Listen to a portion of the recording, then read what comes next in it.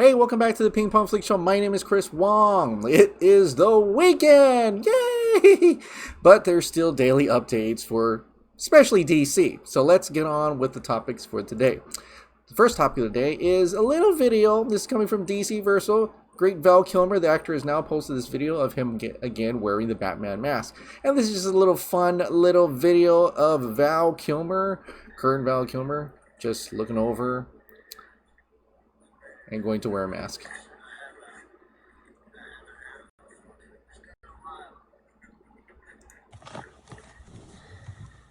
Oh, you look great.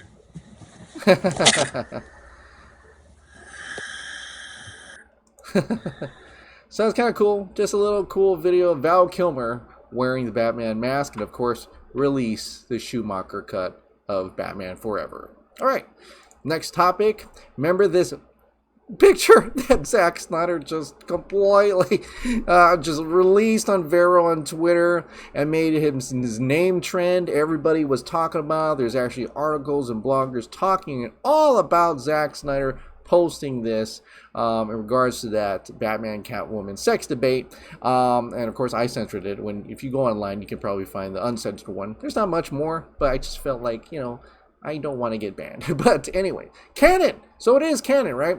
Another director decided to chime in on this very exact same picture, and that is David Sandberg of Shazam, putting this poster of just the top part. And you see Shazam over here with the camera, because right below it is the Batman doing the deed, and he's taking a camera using a Nikon. That's hilarious. That's hilarious, David F. Sandberg. Thanks for joining in on that. And kind of just, I guess in a way, supporting Zack Snyder for that little thing. So that's pretty cool. That's really funny, and I thought I wanted to share that little thing. All right, let's keep moving on. Okay, so the very first news topic, if you will, is coming from Horror Hollywood. Will the Suicides contradict the first film? Here's what James Gunn had to say. James Gunn told in an interview with Total Film, he said this, that the Suicide Squad will not undo anything from David Ayer's film. He said, there's nothing really in there that contradicts David Ayer's movie. I think the original film did some amazing casting of those characters, in particular the ones I used. I changed what I wanted to and kind of didn't fix what wasn't broken. Although he did say he changed what he wanted to and kind of didn't fix what wasn't broken. I wonder what he changed. And obviously, I don't know. I wish I'll see if the movie even tackles what happened before. I mean, I can certainly see.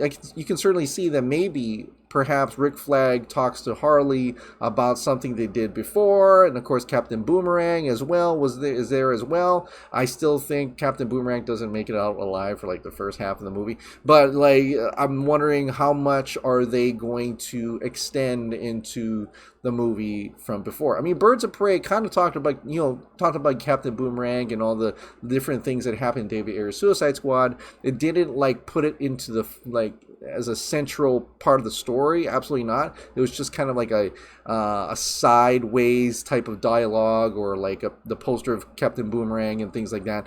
But it's still, in a way, still captured that. It's still, solidified that David Ayer's Suicide Squad still exists before that. And certainly this one will probably do the exact same thing. I don't expect it to go into that much, but I don't know. I guess we'll just have to wait and see when we watch the James Gunn's The Suicide Squad. All right, so moving on. This one is about Amber Heard as Mara. So this is actually coming from Daniel Rickman. Daniel Rickman posted again on his Patreon that he hears that Amber Heard wants in on The Flash as Mara. Looks like everybody wants in on The Flash for some reason. Why? I don't know. I mean, it's certainly a big movie and definitely able to have all these different characters in it, because they're doing essentially a Flashpoint type of movie, sort of. There's multiverses. There are many characters in there. Certainly the Justice League kind of just in a way is part of that movie as well, as as we find out a little bit more about it. First, Danny Rickman said that Henry Cavill wants to be a part of it. Then Amber Heard wants to be a part of it. They're making they're thinking that Gal Gadot could reprise her role as Wonder Woman in it as well. There's Michael Keaton as Batman. There's Ben Affleck as Batman. Grant Gustin's Flash is going to show up apparently.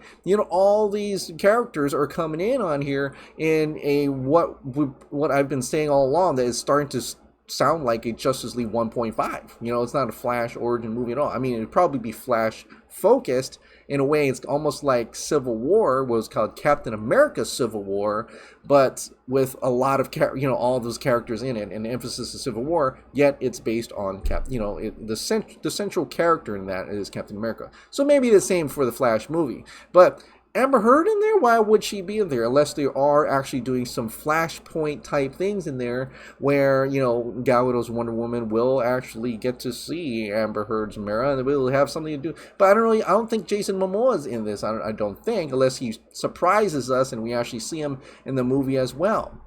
That's kind of curious. So let's see what happens with this. This movie's starting to become big, and scoopers all over the place are absolutely hearing tons of different things about this movie. The Flash movie is starting to become their biggest DC project they're working on right now. I don't even know how big the budget is, but it's certainly something that they are really banking on to absolutely succeed. And speaking about the Flash movie, of course, this came out. I did a little video about this reveal, and you can check it up there, Sasha Calle Supergirl, and how this design could mean that it actually is Laura Lana Kent, which is in the Injustice comics in a dream, one of the dream run, one of the runs where they talk about if Lois Lane never died and Batman killed Joker instead, and Superman and Lois have a kid, and that kid would have been a daughter, and her name would have been Laura Lana Kent, right? And definitely the design looks very similar to Henry Cavill's Kryptonian design as well. The colors are a little different, but you do have a little bit of that Kryptonian message in here, just like Henry Cavill is just like the Sasha Calle one. The only difference I can see is that some of the S is a little bit bigger, and this part swishes up instead of this other design where it's just kind of part of it. It doesn't squish up like that too much. So there are differences in there indeed, but it certainly does very much look like Henry Cavill's Superman or Snyder's Superman. So that should please a lot of fans. But with the upper red on top and the blue on the bottom, it certainly feels like a Laura Lana Kent, and she even looks like her in the comics. So check out all that information on that video that I just pointed up above. But it's intriguing. It's very interesting. But now let's get into a little bit of that Kryptonian language here, right? This is coming from there's an actual person who actually looked through, and I think actually developed the wording on the symbol. Are they still using your version of the Kryptonian language here? If so, is it saying the same thing as the Superman suit? And the Dr. Christine Schreier, who developed that language, says same Kryptonian, not the same as Superman's suit. Not the same as Superman's suit. So there is something definitely. It's interesting how they developed that. Like, did Annie Muschietti? Doesn't seem like he had talked to Dr. Christine Schreier, and they developed their own language, but it must say something else, right? Is it saying something else? Because the original Man of Steel, where it wasn't on Man of Steel, it was on the BVS and the Justice League symbol, but it had Joseph Campbell's words in there, right? It says, where we had thought to stand alone, we will be with all the world, on the Man of Steel suit. So on the Superman suit, that's where the quote is, and in Kryptonian. So they developed it just for that Joseph Campbell's speech, right? And so someone asked, yes, but from what I can tell, it's not the same Kryptonian script as what's on Henry's suit, and can confirm it's not. So it's a different wording on that suit. I don't know what that word is. So far, nobody has decoded yet, and I'm kind of curious about that. I'm actually hoping there is some type of word there and not just like, oh, well, we can just kind of make it look like that Kryptonian words on the, the BVS and Justice League suit. We didn't even know that it meant anything, and they're just kind of trying to copy it to make it look like that. That would be kind of sad. Hopefully there's a lot more thought into that, just like how much Snyder put some thought into the suit for Superman in BVS and Justice League, but so far nobody has able to decode it yet. But certainly just from looking at it, it definitely looks like it's from, the Snyder Superman per se, which is intriguing. I think that for a lot of times we thought maybe it could still be a cousin.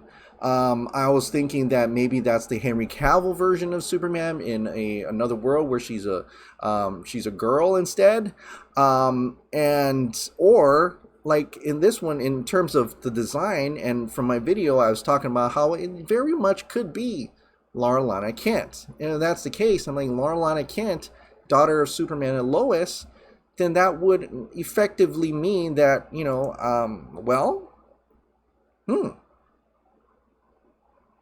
are they really that invested in the Snyderverse? Is the Muschiettis really thinking about the Snyderverse and trying to make that canon? Now, Patty Jenkins have said for a while now, we've had her words for a while now, that all the directors, she specifically said all DC directors threw out Joss Whedon's Justice League, and to say that's not canon. So if they threw out Joss Whedon's Justice League, then they must accept Zack Snyder's Justice League as canon. And if that's the case, then maybe they knew about the storyboards. They knew about where Zack Snyder was heading with Superman and Lois having a child, and they said, okay, well, that's kind of cool, but maybe instead of a son, they'd have a daughter, and there's a comic that's going around where they do have a daughter, and it looks like Laura Kent. I don't know. And so Sasha K, it looks like Laura Kent. So maybe that's where they're headed. It just makes me wonder, even though the studio themselves don't care for Snyder, but what Pat Jenkins says makes me believe that the directors don't care what the studio thinks, and they are going to do on their own behalf to actually try to make it canon in some way. Maybe, I don't know, like a movie could come out and it could be totally wrong about that. That's fine. But just all these other things that come to mind were how in the beginning Ben Affleck didn't want to come back as Batman, but the Muschiettis gave him the script, he saw it, he changed a few things, but he agreed to come back as Batman for that movie. Wow, that's cool. Who else? Well, Brian Hirota and DJ Desjardins, pretty much, they're VFX artists for the studio and for all these other projects and things like that. But they said they were done with the DCU until Zack Snyder's Justice League, where they came back to finish that up. But aside from that, they were done. We didn't want anything to do with DCU. We don't like where it's headed. And they pretty much support Snyder's vision, right? But the Muschiettis showed them the script and said, hey, check this out. And they're like, well, that's interesting. I kind of like that. I'm wondering what they all saw. What did they all see to actually make them believe that the Flash could definitely be something incredible, possibly even connect to the Snyderverse? What was the conversation? For all intents and purposes, Ben Affleck was an executive producer of Justice League, so he would have known where Zack Snyder was headed with the whole story, possibly even the new story. He knew where they were headed. And maybe one of those things he knew where they were headed was that Superman and Lois were going to have maybe a daughter. And he knew what was going to happen next. And he talked to them about what was going to happen next. Ray Fisher, before he was canned by studio because he didn't want to work with Walter Hamada, was working with Andy Muschietti on the script. they were, well, not working with him, but they were in close contact, and he was agreeing. He loved the script. He was definitely wanted to be a part of that as well. He also must have seen something. Ezra Miller also must have seen something. He didn't want that John Francis Daley, and I think it's Jared Goldstein, to actually make that movie. He didn't like that script. He wanted something else. But then the Muschiettis came, and he's like, oh, I like that. Ezra Miller himself liked that because he loved Snyder's vision as well. I don't know. I mean, I'm just wondering what they saw. What did they see that compelled them to believe? And today, with this symbol here, a symbol of hope for not only in terms of canon, but maybe for the Snyderverse as well. That there's a possibility that this version, where maybe the Flash gets stuck in the future, where they see Lana Kent, and she is, or Laura Lane Kent, actually, I don't know why I keep saying Lana Kent, Laura Lane Kent, and she is, it's in the future. Henry Cavill's Superman is much older. Ben Affleck's Bruce Wayne died already, and she's in charge of the Justice League in some sort of fashion. But it's like farther in the future that it happens after Zack Snyder's Justice League 2 and 3, all the way down the line, so that it could possibly make room for when they do restore the Snyderverse and Zack Snyder's Justice League 2 and 3 can get made. And this would still fit in with that entire universe. I don't know. But, I'm still thinking that's all awesome and great. But hopefully Ray Fisher comes back for that in some way. Hopefully they can reshoot a scene after the merger. Walter Hamada's not there. Maybe, crossing all fingers. And then, they can include Cyborg in a little bit. Because, Boss Logic put this out. And yeah, he's just an artist, interestingly, but he put this out of Ray Fisher's Cyborg, a new design rather, and had Andy Muschietti. It's a fake, Andy Muschietti did not do that, but because he's putting out these symbols, Flash, Tim Burton's Batman, or Michael Keaton's Batman, and then now Supergirl, and we're expecting maybe Ben Affleck's Batman, hopefully, but Ray Fisher would have had one, or will he have one? The eyes here, yeah, he might be trolling, definitely, probably is, but I'm also, under the tinfoil hat where I'm kind of like, remember when Boss Logic knew when certain things were happening in the industry, before anybody else did? Because he actually makes art for people in the industry. He worked with, Jim Lee and Dwayne Johnson to make those Black Adam concept. He knew that Robert Pattinson was Batman and made art for Robert Pattinson's Batman. He said he knew that he heard that Robert Pattinson was Batman before it was even announced, before anybody knew. He said Robert Pattinson was Batman. I'm hoping this is one of those. I'm hearing that maybe Ray Fisher will return as Cyborg for the Flash movie. Crossing all fingers and toes. All fingers and toes that Ray Fisher gets another shot at this movie. And maybe they apologized to him. Maybe that's why Ray Fisher said they lost. They lost in some fashion. I don't know.